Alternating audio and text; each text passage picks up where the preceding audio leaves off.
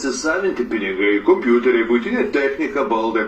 Mindaugas Jonušas, geriau žinomas kaip Minedas, dar neseniai išvykęs į Ukrainą kaip paramedikas, pasak tinklaraštininko Skirmanto Malinausko, į Ukrainą ieškoti savo žmonos.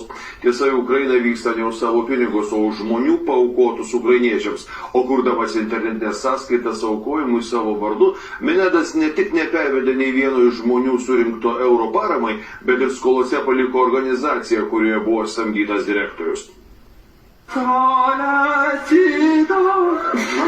Mindaugas Jonušas, žinomas kaip Minedas, nuo karo pradžios Ukrainoje teigia, kad per 2 karo metus į Ukrainą teikti pagalbos vyko ne 10 kartų. Jis buvo ir organizacijos Bonitatem Org samdytas direktorius. Tiesa, per visą laiką rinkdamas paramą kaip organizacijos atstovas pinigų nuo karo nukentėjusiems ukrainiečiams neperdavė, bet pasisavino. Prisidėdamas prie ukrainiečių aš nukentėjau finansiškai. Pasak tinklaraštininko Skirmanto Malinausko, Minedo parama tai viena didelė afera. Tai yra elementarus aferistas.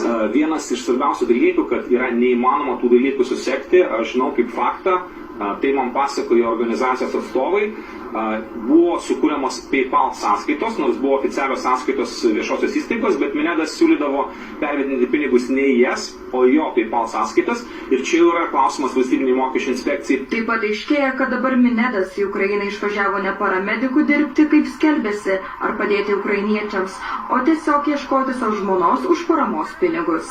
Я хочу, що наша дівчина буде українка. Tai iš pradžių jisai sakė, kad važiuos paramedikų dirbti, tada jisai sakė, kad jau tiesiog važiuos padėti, o dabar jisai sako, kad važiuos savo žmonos ieškotis. Tai jeigu Minedo prišlybom jūs tos pinigus paukojat, tai galite pasidaryti išvadas.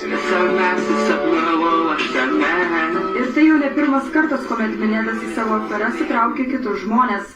Pasak žurnalistės Irinos Gerasimenko, dabartinės Bonitatem Org organizacijos vadovės, kuri anksčiau dirbo kaip atstovės spaudai, o Minedas buvo tuometinis vadovas, Jonušas jau tada reguliariai kontaktavo su Ukrainos organizacijomis, įtakingais asmenimis, žadėdamas padėti vaikams, kariuomeniai, rinko pinigus, kurie, kaip vėliau sužinojo, moteris pradingo. Paskirties misija į Ukrainą, jos sąskaitos numeris, toliau 100 eurų. Sėkmės savo kelioniai ir lauksim naujienų, kaip atsakys. Ir aš galiu tikrai patvirtinti, kad pavedimas gautas. И на момент, когда Миндугас уходил с поста директора этой организации, на счетах не было вообще никаких средств. Там были только минуса, которые банк нам насчитывал за обслуживание карты. Я переписала счет как директор организации на себя и заблокировала карту, которая осталась у него, которую он нам не передал, и все. Kaip pasakojo Irina, Minedas ne tik nesiskaitė, kur ir kaip buvo išleisti pinigai, bet ir po organizacijai padaryto žalos iš vadovo pareigų pasitraukė, palikęs didelės skolas ir antstolių vizitus, o pačios organizacijos darbuotojus užblokavo visur, kad tie negalėtų su juo susisiekti ir pareikalauti ataskaitos. Книга, которую Миндугас, будучи директором благотворительного фонда Bonitatem Org, которую он оформлял на организацию и которую он не вернул, когда уходил, он не погашал все это время кредитные те задолженности, которые у него были. Pasak Skirmanto Malinausko, Minedas jau ir anksčiau buvo žinomas dėl savo aferų.